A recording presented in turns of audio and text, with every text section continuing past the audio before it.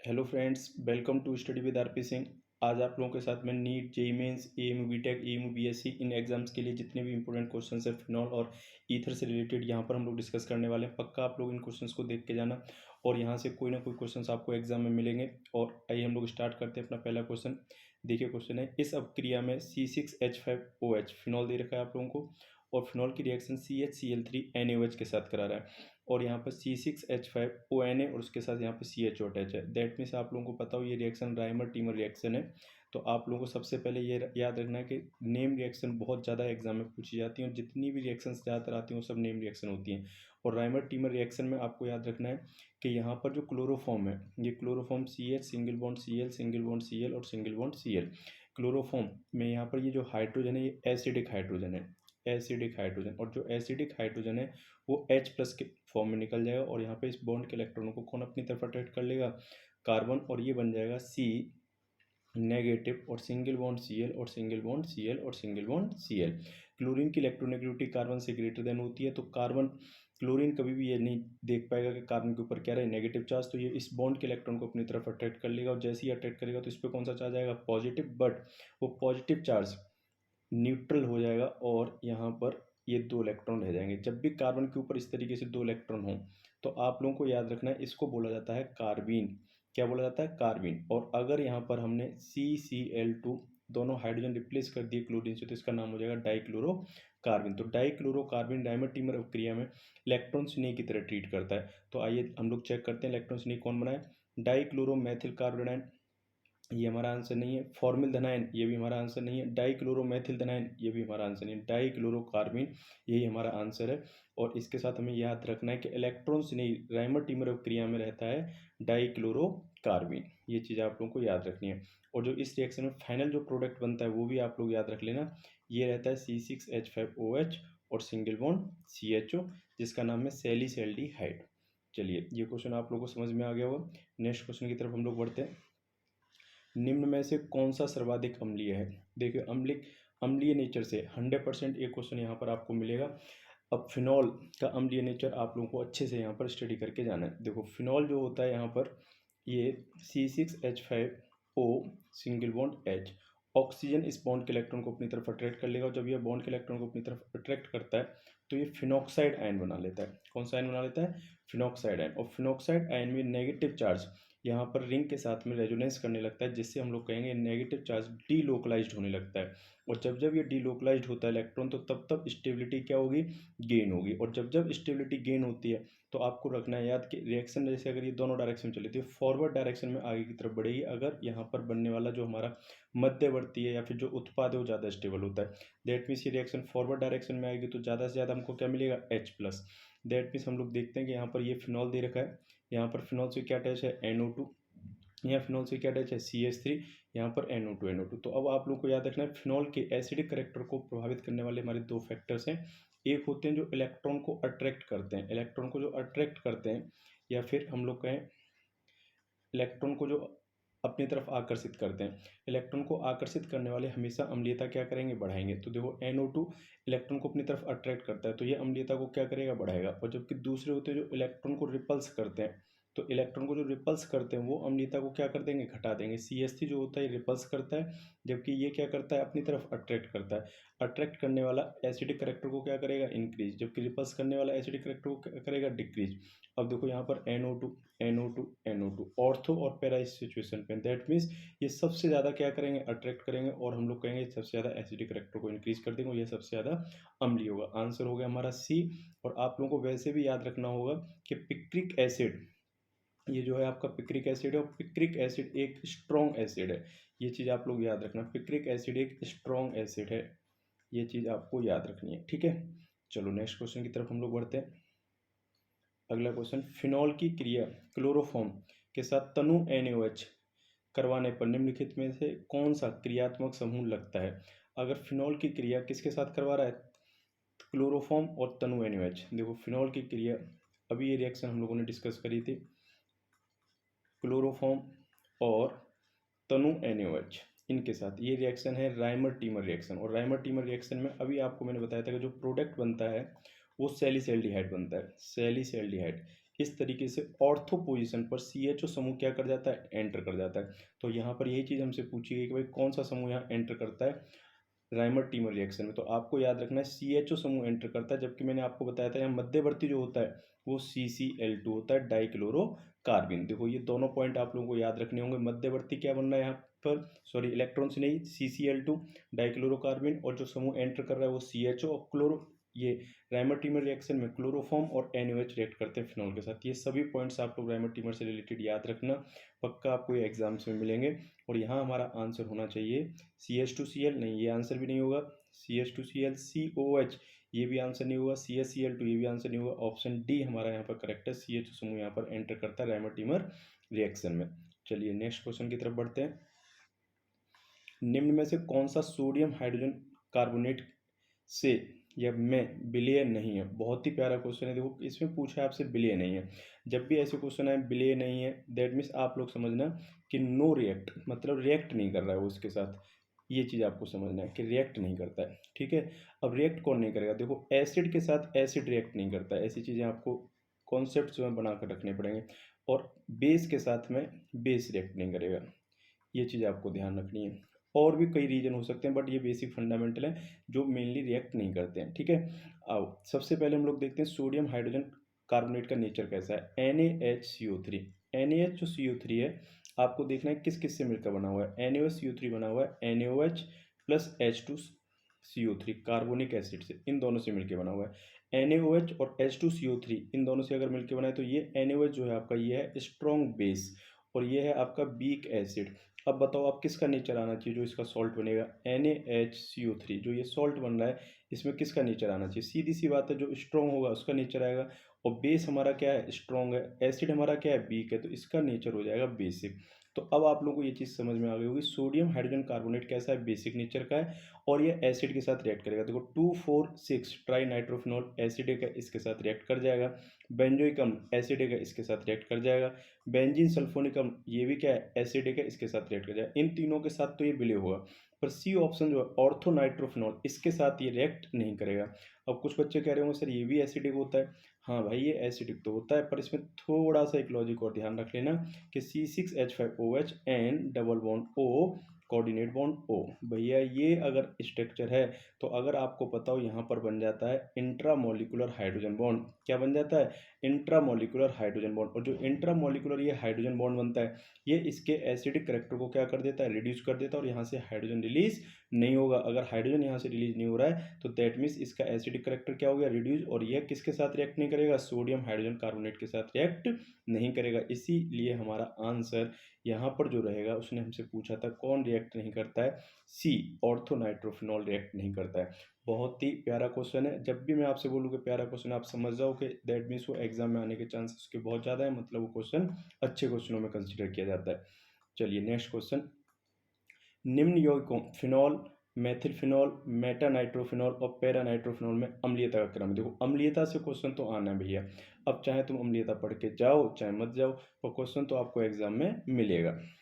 C6H5OH ये है आपका फिनॉल, और C6H5OH और इसके साथ साथ मिथाइल ग्रुप। अब ये कुछ नहीं बोल रहा है तो आप लोग मिथाइल ग्रुप को मान के चलो कि भैया ये पैरा पोजीशन पर है। उसके साथ मेटा पर इसने नाइट्रो अटैच कर रखा है भैया, मेटा पर नाइट्रो, ये रहा नाइट्रो मेटा पर, और इसके साथ साथ इसने पैरा पर भी क्या अटैच कर रखा है, नाइट्रो, ये रहा आपका पैरा पर नाइट्रो। तो अभी आप लोगों को मैंने समझाया था कि भाई NO2 जो ग्रुप है ये अट्रैक्ट करता है इलेक्ट्रॉन्स को, जो अट्रैक्ट करते हैं अपनी तरफ, दैट मीन्स वो क्या करेंगे बताओ, एसिडिक करेक्टर को इंक्रीज करेंगे। तो सबसे ज़्यादा इंक्रीज करेगा NO2 मेटा वाला, सॉरी पैरा पोजीशन वाला। क्यों करेगा पैरा वाला, क्योंकि यहाँ पर ये ऑर्थ और पैरा पे इलेक्ट्रॉन चार्ज डेंसिटी रोटेट होती है, या फिर हम लोग कहें नेगेटिव चार्ज रोटेट करता है, इसीलिए ऑर्थो और पैरा पर इसका इफेक्ट सबसे ज़्यादा दिखाई देता है, इसीलिए हमारा आंसर पैरा वाला रहेगा। आफ्टर दैट कौन आ जाएगा, मेटा वाला। अब ये CH3 जो है ये इलेक्ट्रॉन को क्या करता है, पुश करता है, दैट मीन्स ये तो भाई इलेक्ट्रॉन को अगर पुश कर रहा है दैट मीन्स रिपल्स कर रहा है, और रिपल्स करने वाले जो होते हैं हमारी एसिडिक करेक्टर को क्या कर देते हैं, रिड्यूस। तो ये तो सबसे लास्ट में आना चाहिए, सबसे लास्ट में, और उससे पहले भी क्या आना चाहिए, फिनॉल आना चाहिए। दैट मीन्स हमारा जो फोर्थ था ये सबसे टॉप पर होना चाहिए, फोर्थ वाला ये सबसे बड़ा होना चाहिए। देखते हैं हम फोर्थ कहाँ पर है, यहाँ पर सेकंड दे रखा है, थर्ड दे रखा है, फर्स्ट। देखो बिल्कुल सही है, बी में आपको फोर देखा है, फोर के बाद कौन सा दे रखा है, थर्ड दे रखा है, ये वाला दे रखा है, बिल्कुल सही है। आफ्टर दैट फर्स्ट बिल्कुल सही है, और फिर सेकंड। आंसर हमारा बी हो जाएगा, ये करेक्ट है। बहुत ही अच्छा क्वेश्चन था ये भी। अगला क्वेश्चन है आपका साइक्लोहेक्सिनॉल। देखो जब भी ऐसे क्वेश्चन आए एसिडिक करेक्टर से रिलेटेड, आप सबसे पहले स्ट्रक्चर जरूर बना लेना बेटा, नहीं तो स्ट्रक्चर नहीं बनाई तो बस अब आप समझ जाओ कि फिर गड़बड़ है। ठीक है, क्योंकि वो जानता है कि स्ट्रक्चर बनाने में बच्चे आलस करेंगे, और भैया आलस का रिजल्ट आपको वहाँ मिल भी जाएगा, सिलेक्शन नहीं होगा फिर। ये हो गया आपका साइक्लोहेक्सिनॉल। और फिर है एसिटिक एसिड। एसिटिक एसिड की अगर हम लोग बात करें तो यह है CH3COOH, एसिटिक एसिड। यह है पहला जो उसने दिया, यह है सेकंड। हम लोग नंबरिंग करते चलें जिससे हमारा काम आसान हो जाएगा। फिर है आपका 2,4,6 ट्राई नाइट्रोफिनॉल। अरे भाई ये तो पिक्रिक एसिड है, बिना इसके तो ये पेपर सेट करेंगे नहीं पिक्रिक एसिड के। ऐसा लग रहा है जैसे नीट वाले इसके लिए बस परेशान बैठे रहते हैं। फिनॉल फोर्थ दे रखा है आपको, कौन सा फिनॉल। चलो भैया चारों लिख लिए हैं यहाँ पर। अब काम करते हैं स्टार्ट। देखो सबसे ज़्यादा तो हमारा कौन होना चाहिए भैया, ये थर्ड वाला होना चाहिए, सबसे ज़्यादा एसिडिक थर्ड वाला है। आफ्टर दैट कौन सा होगा, फिनॉल होगा। दैट मीन थर्ड के बाद फिर कौन सा आना चाहिए आपका, सेकंड। ठीक है, फिर आपका कौन सा होगा, एसिटिक एसिड, सॉरी फिनॉल नहीं होगा। आफ्टर दैट आपका कौन सा होगा, एसिटिक एसिड होगा, ये आएगा आपका सेकंड नंबर पे। फिर आपका क्या रहेगा, फिनॉल। ठीक है, और आफ्टर दैट सबसे लास्ट में आएगा साइक्लोहेक्सेन। चलो तो हम लोग बात करते हैं, सबसे पहला हमारा कौन सा आना चाहिए, पिक्रिक एसिड, और पिक्रिक एसिड वाला हमारा थर्ड है। थर्ड हमारा कहाँ दे रखा है ऑप्शन में, ए एंड डी में दे रखा है। ए और डी के बाद फिर हम लोगों को देखो सेकंड, और सेकंड के बाद हमारा क्या मिलेगा, फोर्थ, और फोर्थ के बाद हमारा फर्स्ट। बिल्कुल सही आंसर है, A option is a correct option. चलो तो नेक्स्ट क्वेश्चन की तरफ हम लोग बढ़ते हैं। अगला, निम्न अपक्रिया में विचार करके बताओ भैया, विचार करके क्या बनने वाला है, ये कह रहा है। ये बहुत ही अच्छा क्वेश्चन है, सब कुछ इसने मिक्स कर दिया यहाँ पे, जितने भी इसके पास कॉन्सेप्ट हो सकते थे सब लगा के दे दिए कि भैया आ जाओ मैदान में, चेक कर लेते हैं कितना फिनॉल और कितना कार्बोक्सिलिक एसिड पढ़ के आए हो। ठीक है, C6H5OH जिंक की प्रेजेंस में अगर रिएक्ट करेंगे तो बेंजीन बनेगी भैया, क्या बनेगी, बेंजीन। और बेंजीन की रिएक्शन किसके साथ करा रहा है, CH3Cl। अरे भैया CH3Cl निर्जल AlCl3, इसी को तो हम लोग कहते हैं निर्जल AlCl3, और CH3Cl के साथ जब रिएक्शन होती है ये आपकी फीडल क्राफ्ट रिएक्शन है। और फीडल क्राफ्ट रिएक्शन में आपको पता है यहाँ पे बेंजीन रिंग के साथ में क्या अटैच हो जाएगा, CH3, और ये बन गई टोलुइन। और एक टोलुइन को क्षारीय के NO4 की प्रेजेंस में ऑक्सीडाइज कर रहा है। बच्चा बच्चा जानता है कि ये CH3 ग्रुप किस में ऑक्सीडाइज हो जाएगा, COH। ये तो सबसे फेवरेट रिएक्शन है, बिना इसके तो भैया कार्बोक्सिलिक एसिड को आप लोग सोचो कि कंप्लीट कर लिया, ऐसा हो ही नहीं सकता, कितनी भी लंबी चेन क्यों ना हो। ये लिखवाया था, यहाँ पर डबल बॉन्ड हो तब भी होगा, यहाँ पर एस्टर हो तब भी होगा। दैट मीन्स ये रिएक्शन तो पक्का आनी है, और जेई मेंस की फेवरेट रिएक्शन है, उसके साथ साथ नीट की भी। तो यहाँ बेंजोइक अम्ल यहाँ पर आंसर होगा आपका। चलिए नेक्स्ट क्वेश्चन की तरफ बढ़ते हैं।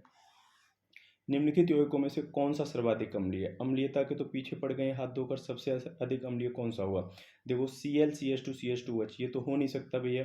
फिनॉल हो सकता है, और यहाँ पे CH3 इलेक्ट्रॉन को क्या कर रहा है, पुश कर रहा है, तो ये वाला थोड़ा कम होगा। NO2 इलेक्ट्रॉन को अपनी तरफ अट्रैक्ट कर रहा है, तो ये सबसे ज़्यादा हो जाएगा, आंसर हो जाएगा इसमें C। चलिए नेक्स्ट क्वेश्चन। ये तो रिएक्शन फिर से कौन सी रिएक्शन आ रही है बताओ, राइमर टीमर अपक्रिया। राइमर टीमर, जब फिनॉल CH Cl3 और NOH के साथ अपक्रिया करता है तो निम्नलिखित में से कौन सा उत्पाद प्राप्त होता है, यही है राइमर टीमर। बिना राइमर टीमर के भैया पेपर नहीं बनेगा, पहले याद रख लो, CH Cl3 प्लस के KOH, और ये आपस में रिएक्ट करके बना लेते हैं सैलिसैल्डिहाइड। जितने भी नीट की तैयारी कर रहे हैं जरूर देख के जाना भैया राइमर टीमर को, सैलिसैल्डिहाइड। ये देखो बन के तैयार, और ऑप्शन क्या हो गया, बी। नेक्स्ट क्वेश्चन फिर से आ गया भैया एसिडिक करेक्टर। देख लो हर एक साल में कभी राइमर टीमर कभी एसिडिक करेक्टर, और ये तीन तो नमूने फेवरेट हैं इनके। इन नमूनों में ये देखो फिनॉल, और भैया ये इलेक्ट्रॉन को क्या कर रहा है, पुश, इलेक्ट्रॉन पुश कर रहा है तो एसिडिक करेक्टर क्या कर रहा है, रिड्यूस, और ये नमूना हमारा क्या कर रहा है, इलेक्ट्रॉन को अट्रैक्ट कर रहा है, तो दैट मीन्स एसिडिक करेक्टर को क्या कर रहा है, इंक्रीज। और ये तो बेचारा बीच में बैठेगा इन दोनों के, तो सबसे ज़्यादा किसकी हो गई, थर्ड। थर्ड में ये आ गया, फिर आएगा फर्स्ट, ये बीच में बैठना है, और ये सबसे कम हो गया सेकंड। तो आंसर हो गया आपका ए। चलो नेक्स्ट क्वेश्चन की तरफ बढ़ते हैं। फिनॉल का आयनन स्थिरांक, आयनन स्थिरांक का मतलब है कौन सबसे ज़्यादा आयोनाइज हो जाता है। तो फिनॉल में तो अभी आप लोगों को मैंने बताया था कि भैया फिनॉल में यहाँ पर OH जैसे ही अपने बॉन्ड को अट्रैक्ट करेगा ऑक्सीजन इधर की तरफ, तो यहाँ पर बन जाएगा फिनॉक्साइड आयन। और फिनॉक्साइड आयन में ये नेगेटिव चार्ज जो है ये रेजोनेंस में कर जाएगा पार्टिसिपेट, और ये डीलोकलाइज्ड होने लगेगा, और हम लोग कहेंगे जब जब इलेक्ट्रॉन डीलोकलाइज्ड होगा तब तब हमारी स्टेबिलिटी क्या होगी, इंक्रीज होगी। स्टेबिलिटी इंक्रीज होने पर रिएक्शन फॉरवर्ड डायरेक्शन में जाएगी और एसिडिक करेक्टर बढ़ेगा। ठीक। जबकि ऐसा एथेनॉल में नहीं होता है। एथेनॉल में तो उल्टा, इसमें चांटे और पड़ रहे होते हैं बेचारे में। क्या होता है, जैसे ही इलेक्ट्रॉन रिलीज करता है तो CH3 CH2 O नेगेटिव और H प्लस, और H प्लस पर यहाँ पर अभी इलेक्ट्रॉन क्या कर रहे हैं, पुश कर रहे हैं। इलेक्ट्रॉन पुश कर रहे हैं तो नेगेटिव चार्ज इंक्रीज कर रहा है। चार्ज इंक्रीज करने पर स्टेबिलिटी क्या होती है, रिड्यूज होती है। दैट मीन्स स्टेबिलिटी रिड्यूज होगी तो रिएक्शन फॉरवर्ड डायरेक्शन में आना नहीं चाहेगी, और बेचारे का इसका आयनाइजेशन कांस्टेंट क्या हो जाएगा, कम हो जाएगा। तो अब यही आपको चेक करना है किस वजह से आयनाइजेशन कांस्टेंट कम हुआ है। फिनॉक्साइड आयन एथॉक्साइड से भारी होता है। भाई भारी और हल्के का कोई लेना देना नहीं होता है। फिनॉक्साइड आयन एथॉक्साइड से शक्तिशाली क्षार होता है। अरे भाई यहाँ पे कहाँ क्षारीयता की बात बीच में आ गई। फिनॉक्साइड आयन विस्थानीकरण द्वारा स्थायी हो जाता है। अरे भाई यही तो है, स्थायी हो जाता है। फिनॉक्साइड आयन एथॉक्साइड से कम स्थायी होता है, फर्जी बात है ये। चलो तो ऑप्शन क्या हो गया आपका सी। और एक चीज हमेशा याद रखना, जब जब वो डिलोकलाइज्ड होगा इलेक्ट्रॉन, तो डिलोकलाइज होने पर स्टेबिलिटी क्या होगी, इंक्रीज होगी। और एक और चीज याद रखनी है कि अगर चार्ज कहीं पर रिड्यूज हो रहा है तब भी स्टेबिलिटी क्या होती है, इंक्रीज होती है। तो चार्ज और स्टेबिलिटी भैया ये एक दूसरे के इनवर्सली प्रोपोर्शनल टू हैं। इस चीज को याद रख लेना, ठीक है। जहाँ चार्ज रिड्यूस हो रहा हो वहाँ स्टेबिलिटी क्या कर देना, बढ़ा देना। चलो भाई नेक्स्ट क्वेश्चन की तरफ चल रहे हैं। विचार करवा रहा है, फिर से किस पे विचार करवा रहा है, अम्लीयता पे विचार करवा रहा है।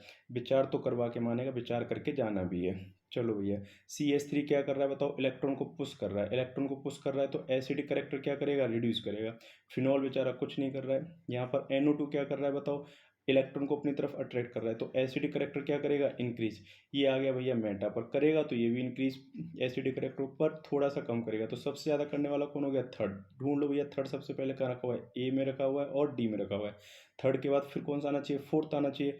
ये रहा फोर्थ भैया, डी ऑप्शन हो गया। डी फिर कौन सा आना चाहिए, फर्स्ट।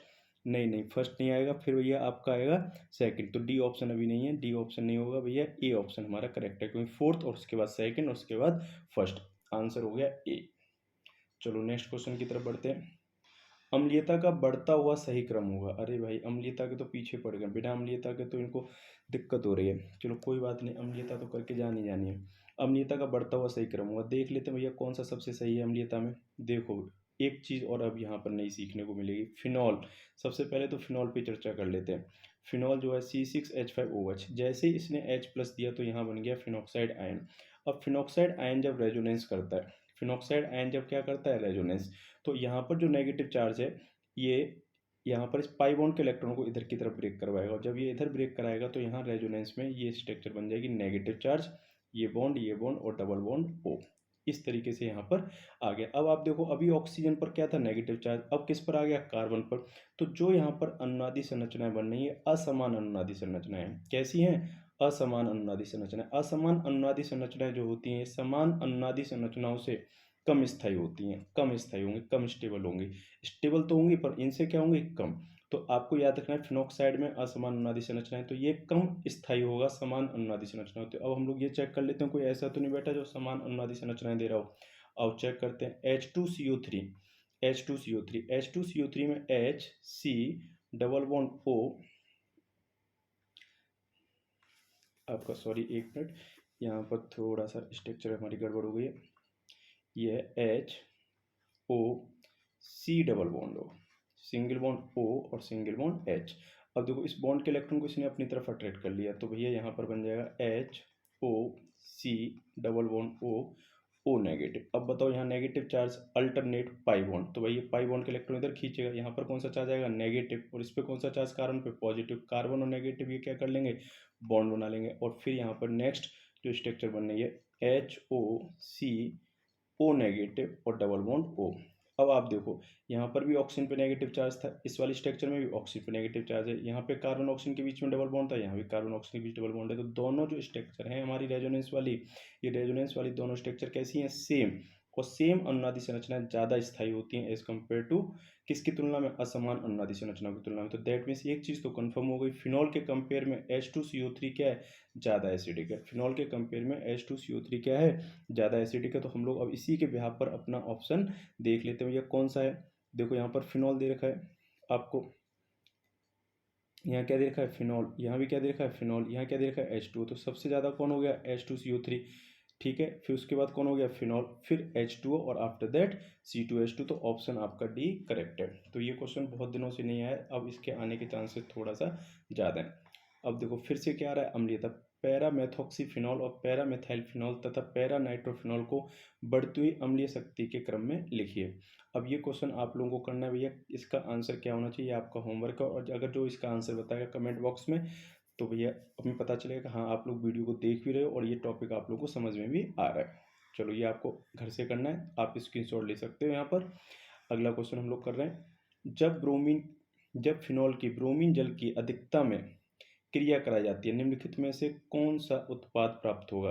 भाई ब्रोमीन जल की बात कर रहा है, ब्रोमीन जल की जब बात कर रहा है तो आपको याद रखना है कि ब्रोमीन जल के केस में Br2 एक्वस यहाँ पर रिएक्शन में पार्टिसिपेट करेगा, Br2 एक्वस, और Br2 एक्वस अगर रिएक्शन में पार्टिसिपेट कर रहा है तो ये रहा आपका फिनॉल, और Br2 एक्वस इसके साथ रिएक्ट करा रहे हो तो यहाँ पर C6H5OH, ये फिनॉल जो है ये तो ऐसे रह गई, आप ऑर्थो और पैरा पोजीशन पर यहाँ पर Br अटैच कर दोगे, और 2,4,6 ट्राइब्रोमोफिनॉल आपको प्राप्त हो जाएगा। ठीक है, अब यहाँ पर एक चीज़ याद रख लेना भैया, इसका वाइट पीपीटी मिलता है और ये आपको वहाँ पर चार्टे भी पढ़वा सकता है कि भैया किस कलर का पीपीटी मिलता है, तो वाइट पीपीटी मिलता है। इसी की एक और जुड़वा बहन है, वो भी अभी हम लोग देख लेंगे इस रिएक्शन में क्या होता है, पर आप पहले इसमें आंसर टिक कर लो। मेटाब्रोमोफिनॉल नहीं है, ऑर्थोपैरा नहीं है, 2,4 डाइब्रोमो नहीं है, यस 2,4,6 ट्राइब्रोमोफिनॉल, यही इसका आंसर होगा। इसकी जो दूसरी बहन है, जो दूसरी रिएक्शन है भैया, वो रिएक्शन इसमें इस तरीके से है कि फिनॉल की रिएक्शन अगर उसने दे दी आपको in the presence of CH2 carbon disulphide, तो अलर्ट हो जाना अगर वहाँ पे जल नहीं है और इसकी जगह पे कार्बन डाइसल्फाइड आ जाए तो ऑर्थो और पैरा प्रोडक्ट आपको दोनों अलग अलग बनाने हैं, फिर ये थोड़ा लेस रिएक्टिव हो जाती है एज कम्पेयर टू वाटर के कंपेयर में, जब वाटर मीडियम रहता है। ठीक है, ये प्रोडक्ट बनेगा, ऑर्थो ब्रोमोफिनॉल और पैरा ब्रोमोफिनॉल मिलेंगे। ठीक है, तो हो सकता है ये CH2 के फॉर्म में आ जाए, याद रखना अगली बार। चलो नेक्स्ट क्वेश्चन की तरफ बढ़ते हैं। अगला क्वेश्चन क्या है हमारा, देखो फिनॉल CHCl3 क्षारीय QH के साथ गर्म करने पर सैलिसल्डिहाइड बनाता है, इस अपक्रिया को निम्नलिखित में से किस नाम से जाना जाता है। तो भैया ये भी तुम्हारा होमवर्क है, इसे आप लोग कर लेना, कौन सा हो सकता है इनमें से आप लोग टिक करना और फिर कमेंट में मुझे बताना क्या है इसका आंसर, जिससे मुझे पता चले कि हाँ आप लोग पढ़ भी रहे हो, कुछ कर रहे हो। ठीक है, चलो नेक्स्ट क्वेश्चन की तरफ हम लोग बढ़ते हैं। निम्नलिखित यौगिक में से कौन सा सबसे अधिक आसानी से इलेक्ट्रोफाइल द्वारा आक्रमित होता है, इनमें से कौन सा इलेक्ट्रोफाइल के द्वारा आसानी से आक्रमित हो जाता है। क्लोरोबेंजीन, बेंजीन, फिनॉल और टोलुइन। इलेक्ट्रोफाइल, इलेक्ट्रोफाइल होता है हमारा इलेक्ट्रॉन स्नेही, इलेक्ट्रॉन स्नेही, तो इलेक्ट्रॉन स्नेही किस पर सबसे आसानी से अटैक करेगा ये पूछ रहा है।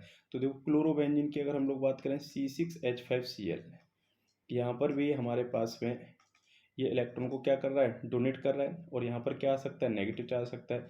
जबकि फिनॉल के केस में अगर हम लोग बात करें C6H5OH, तो C6H5OH में ऑक्सीजन भी यहाँ पर इलेक्ट्रॉन को डोनेट करेगा और यहाँ पर भी इलेक्ट्रॉन स्नेही की तरह ट्रीट करने लगेगा। और टोलुइन के केस में यहाँ पर भी ये इलेक्ट्रॉन को क्या करता है, पुश करता है, और ये भी इलेक्ट्रॉन स्नेही की तरह ट्रीट करेगा। और बेंजीन भी यहाँ पर इलेक्ट्रॉन स्नेही की तरह ट्रीट करने लगती है। बट सबसे ईजिली जो लोन पेयर अवेलेबल कराएगा वो कौन कराएगा इन सभी में, ये है आपका फिनॉल, तो इसीलिए इसका आंसर होगा फिनॉल, सी ऑप्शन आपका करेक्ट है। चलिए नेक्स्ट क्वेश्चन की तरफ हम लोग बढ़ते हैं। जब सोडियम फिनॉक्साइड को इथाइल आयोडाइड के साथ गर्म करते हैं, सोडियम फिनॉक्साइड को ethyl iodide, ethyl iodide C6H5ONa, यह है सोडियम फिनॉक्साइड, और इथाइल आयोडाइड C2H5I के साथ गर्म कर रहे हैं, तो निम्न में से किस यौगिक का निर्माण होगा। अरे भाई NaI बाहर निकल जाएगा और ये बन जाएगा C6H5O, C2H5, और इसका नाम होगा एथॉक्सीबेंजीन। तो एथॉक्सीबेंजीन कहीं पर है, phenetole, ethyl phenyl alcohol, ethyl phenyl alcohol, और यहाँ दे रहा है फिनॉल या इनमें से कोई नहीं, तो इथाइल फिनाइल एल्कोहल। देखो ये है इथाइल और ये है फिनाइल और ये कह रहा है एल्कोहल। अब इथाइल फिनाइल एल्कोहल तो नहीं है, ईथर हो सकता था इसका आंसर, तो अब डी ऑप्शन हमारा करेक्ट है। नेक्स्ट क्वेश्चन, एनिसोल HI के द्वारा, HI के साथ विदलन द्वारा देता है। एनिसोल, एनिसोल का फॉर्मूला पहले क्या होता है ये देख लेते हैं, कई बच्चे तो हमारे एनिसोल में ही वहाँ शहीद हो जाएंगे, भैया एनिसोल का फॉर्मूला ही नहीं पता था। C6H5OCH3, और इसकी रिएक्शन हम लोग किसके साथ करा रहे हैं, HI के साथ। तो भैया याद रखना ये ऑक्सीजन, ऑक्सीजन हमेशा फिनॉल फेनिल के साथ में या फिर हम लोग के बेंजीन रिंग के साथ में अटैच रहता है, तो यहाँ पर ये बॉन्ड इस तरीके से ब्रेक होगा और ये ऑक्सीजन बॉन्ड के इलेक्ट्रॉन को ले जाएगा। यहाँ कौन सा चार्ज आएगा, नेगेटिव, और इस पर कौन सा चार्ज, पॉजिटिव। एच आई कैसे ब्रेक होने वाला है, एच प्लस और आई नेगेटिव। तो CH3 तो भैया आई बनने वाला है और C6H5OH। चलो देख लेते हैं कहीं C6H5OH बनना है, बी और डी में बनना है C6H5OH। फिर दे रहा है C2H5I, एक जगह दे रहा है CH3 एनिसोल, तो CH3 होता है, तो आंसर क्या होगा डी। देखो ट्रैप करने के लिए यहाँ पे C2H5 दिया है आपको, आप लोग अलर्ट रहना, क्योंकि एनिसोल में यहाँ CH3 है ना कि C2H5 है, गलत कर सकते हो आप लोग। Next, methyl phenyl methyl ether को HI के साथ गर्म करते हैं। अच्छा क्वेश्चन है ये भी। फेनिल मैथिल ईथर को HI के साथ, फेनिल मैथिल ईथर, फिर से वही रिएक्शन दोबारा से HI के साथ गर्म करते हैं। तो पूछ रहा है आयोडोबेंजीन, तो भैया यहाँ पर तो देखो H आना है और यहाँ पर क्या आना है I, तो C6H5OH बनेगा एक, तो फिनॉल बनने वाला है। उसके साथ साथ क्या बनने वाला है, CH3I बनने वाला है। चलो देख लेते हैं क्या कह रहा है। आयोडोबेंजीन, आयोडोबेंजीन तो यहाँ बनी नहीं, यहाँ तो मेथिल आयोडाइड बना है, ये ऑप्शन होगा नहीं। फिनॉल, हाँ ये तो बना है। बेंजीन ये नहीं बनी है। एथिल क्लोराइड ये भी नहीं बना है, तो आंसर क्या हो गया हमारा बी। चलो नेक्स्ट क्वेश्चन। ये रिएक्शन आपको जो दे रखी है यहाँ पर, इसके बारे में पूछ रहा है कि भाई ये कौन सी रिएक्शन होगी। ये है आपका साइक्लोपेंटे पेंटेनॉल, और इसकी NaOH के साथ रिएक्शन हुई है, तो यहाँ पर इसने कोई सोडियम पेंटॉक्साइड आयन यहाँ पर बना लिया है। आफ्टर दैट इसकी MEI के साथ रिएक्शन हो रही है और ये ईथर बन गया। तो आपको बताना है कि इनमें से कौन सी रिएक्शन है। तो ये क्वेश्चन भी आपके लिए होमवर्क है, और आप लोग इसमें बताना कि कौन सी रिएक्शन है, ये आपको कमेंट में बताना होगा यहाँ पर आंसर इसका। और जितने भी ये क्वेश्चन हैं इनके कमेंट में आपको आंसर बताने के बाद फिर मैं आपको टैली कराऊंगा कि ये क्वेश्चन आंसर जो आपने किए हैं सही किए हैं या गलत किए हैं। चलिए नेक्स्ट क्वेश्चन की तरफ बढ़ रहे हैं। निम्न में से कौन सा अभिकारक समूह एनिसोल देता है। इनमें से कौन सा रिएक्ट करके एनिसोल दे सकता है। भाई CH3 CHO RMGX कभी जिंदगी में एनिसोल नहीं दे पाएगा, पहले तो बेंजीन होनी चाहिए। C6H5OH NaOH CH3I, इसकी एक प्रोबेबिलिटी लग रही है कि दे सकता है। C6H5OH उदासीन FeCl3 ये भी नहीं दे पाएगा, क्योंकि यहाँ पर कहीं पर CH3 नहीं है। C6H5CH3 CH3COCl AlCl3, तो भैया ये भी नहीं दे पाएगा। तो बचा कौन, ऑप्शन बी। आओ चेक कर लेते हैं बी कैसे है। C6H5OH ये है, इसकी रिएक्शन हमने करा दी NaOH के साथ। NaOH के साथ कराएंगे तो क्या बन जाएगा, C6H5ONa बन जाएगा। और C6H5ONa की रिएक्शन CH3I के साथ करा दो, और CH3I के साथ कराओगे तो NaI यहाँ से रिलीज हो जाएगा और C6H5OCH3 बनकर तैयार। और इसी को तो हम लोग कहते हैं एनिसोल, और इसका मतलब बी ऑप्शन हमारा करेक्ट है। चलो नेक्स्ट क्वेश्चन की तरफ बढ़ते हैं। दी गई अवक्रिया में, ये आपको अवक्रिया दे रखी है, HI के साथ में रिएक्शन हो रही है और आपसे पूछ रहा है क्या उत्पाद बनेगा। तो भैया यहाँ पर देखो ये CH3CH2 यहाँ पर 1 डिग्री है, और ये जो CH2 है ये जो अटैच है ये भी क्या है 1 डिग्री। जब 1 डिग्री होता है तो मैंने आपको बताया था कि 1 डिग्री के केस में आयोडीन जो होगा वो छोटे एल्काइल ग्रुप के साथ जाएगा, तो यहाँ पे आयोडीन और यहाँ क्या आएगा H। तो यहाँ पर देख लेते हैं, ये पहला ऑप्शन हमारा गलत है, इसमें यहाँ पर CH3 ये ऑप्शन भी गलत है। इसके साथ यहाँ पर I और यहाँ पर क्या OH, सी ऑप्शन ये करेक्ट है। यहाँ पर इसने I लगा दिया, यहाँ OH, ये भी नहीं होगा। पक्का आपसे दो ही रिएक्शन यहाँ ईथर में पूछे जाने वाली हैं, और आप इन दोनों रिएक्शन को पक्का करके जाना। सबसे पहली है विलियमसन सिंथेसिस, और सेकंड है आपकी रिएक्शन विद HI। और HI के साथ जो रिएक्शन रहेगी ये हमेशा अनसिमेट्रिकल ईथर के साथ हो देगा, और अनसिमेट्रिकल ईथर के साथ जो रिएक्शन आएगी, तो आपको जो लॉजिक मैं यहाँ बता रहा हूँ ये चीज़ याद रखना कि अगर कार्बन जो ईथर से अटैच है, अगर वो कार्बन आपका 1 डिग्री है या फिर 2 डिग्री है, 1 डिग्री कार्बन है, तो यहाँ पर छोटे एल्काइल ग्रुप के साथ में क्या हो जाएगा, आयोडाइड जुड़ जाता है, या फिर हम लोग कहें हेलोजन एटम जुड़ जाता है। ये चीज़ याद रखनी है। और अगर ये कार्बन, इनमें से कोई एक कार्बन अगर 3 डिग्री है, 3 डिग्री, तो बड़े ग्रुप के साथ में आपका क्या हो जाएगा, हेलाइड या फिर हेलोजन या फिर आयोडीन आयन जुड़ जाएगा। ये चीज़ आपको याद रखनी है। चलो नेक्स्ट क्वेश्चन की तरफ बढ़ते हैं। अगला जो क्वेश्चन है ये दे रखा है, निम्न अपक्रिया में मुख्य कार्बनिक उत्पाद है। इस बार देखो क्या दे रहा है यहाँ पर, CH3OCH, सिंगल बॉन्ड CH3 और सिंगल बॉन्ड CH3। यहाँ पर हमसे पूछ रहा है मुख्य उत्पाद है। हमने कहा था भाई ये कार्बन किसकी तरह ट्रीट करेगा, 1 डिग्री की तरह, और ये कार्बन किसकी तरह है, 2 डिग्री की तरह। छोटे एल्काइल ग्रुप के साथ में आयोडीन जोड़ दो और इसके साथ में क्या जोड़ दो, H। देखो कहीं CH3I और CH3CH का होल टू है OH, ये आपका सी ऑप्शन आपका करेक्ट आंसर है, और कहीं भी आपको इस तरीके से नहीं दे रखा है, ऑप्शन सी करेक्ट है। चलो इसी के साथ ये क्वेश्चन हमारे कंप्लीट हो गए। अगर ये वीडियो आपको पसंद आया तो आप इसे लाइक करें, अपने फ्रेंड्स के साथ शेयर करें। थैंक यू वेरी मच, और इसी प्रकार के वीडियो देखने के लिए हमारे चैनल को सब्सक्राइब करें।